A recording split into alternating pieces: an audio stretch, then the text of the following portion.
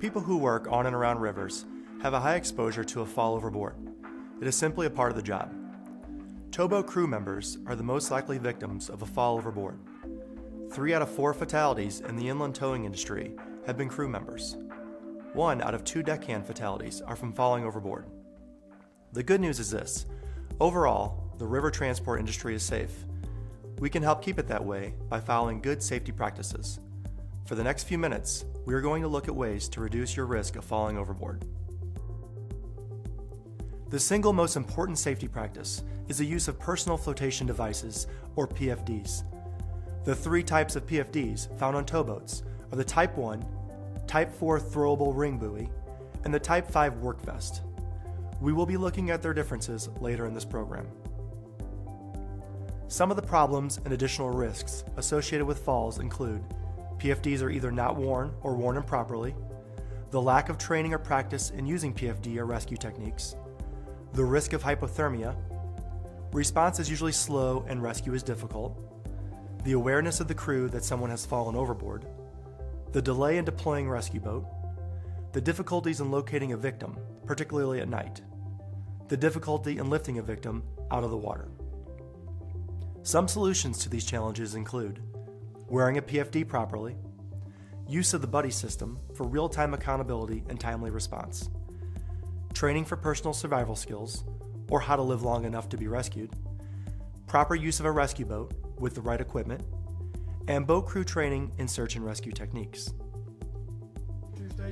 Coast Guard regulations require the owner-operator of a towing vessel to establish procedures to address fall overboard prevention and recovery of persons in the water. The safety regulations are focused on the use of personal protective equipment, safely working on the tow, safe line handling, safely moving between the vessel and barges or piers and docks, use of equipment to recover a victim, and instruction in drills. The Coast Guard also has clearly defined requirements for life-saving equipment, including personal flotation devices.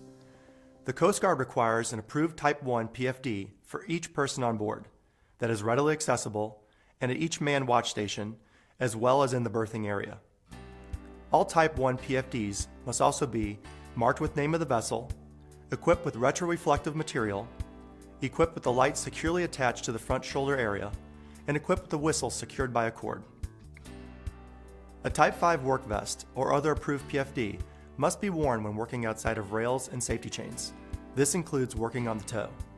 Type 5 work vests must be equipped with a light when worn at night. The requirements for life buoys include the use of approved ring life buoys with a minimum of 2 or 4, depending on length of towing vessel. Buoys are not permanently attached and must be marked with name of the vessel. 1 must be equipped with a 60-foot lifeline, and 2 must be equipped with floating electric water lights secured by a lanyard. Of course, prevention is the best way to deal with falls overboard. The safest crews are the ones that focus on accident prevention, as well as emergency procedures. Derek knows how quickly accidents can happen, and he appreciates the value of safety training. It was probably mid-morning, and I was walking down the side of a barge and slipped on some rocks, fell overboard. It was just kind of a freak thing that happened, you know, just slick surface and narrow walkway. I got back to where I could see the captain and, you know, kind of get a game plan on how we were going to get me out. And the guys at the lock actually threw me a life ring and pulled me over to the wall to a ladder, and I climbed up on the ladder and got back on the barge. Oh, when I fell in, there's a lot of things you really think about in the training, the safety videos and all that. You start thinking about what's said in them videos and what you need to do, and it all kind of falls in place as long as you talk about it. Good housekeeping is an essential first step to a safe workplace. This includes keeping walkways and decks clear, walking surfaces coated with non-skid surface, and edges and hazards marked in contrasting colors. Be sure all safety gear is in good working order, including PPE, flashlights, and radio. Inspect guard chains, lines and rails, and handholds. Make a plan and brief the tasks. Avoid walking the outboard sides on the tow.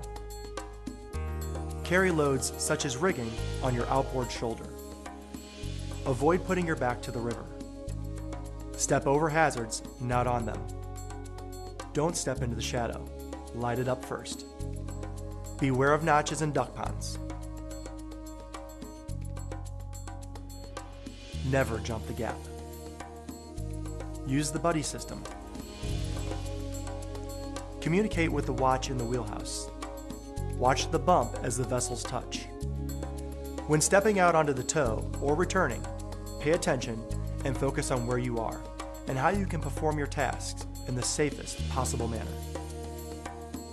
I guess the big thing is just be comfortable with the guys you work around and put your trust in them that they know what to do. Pay attention to the training and listen what they say. A safe operation requires teamwork. Look out for fellow crew members and, of course, look out for yourself. Make safety part of your everyday routine.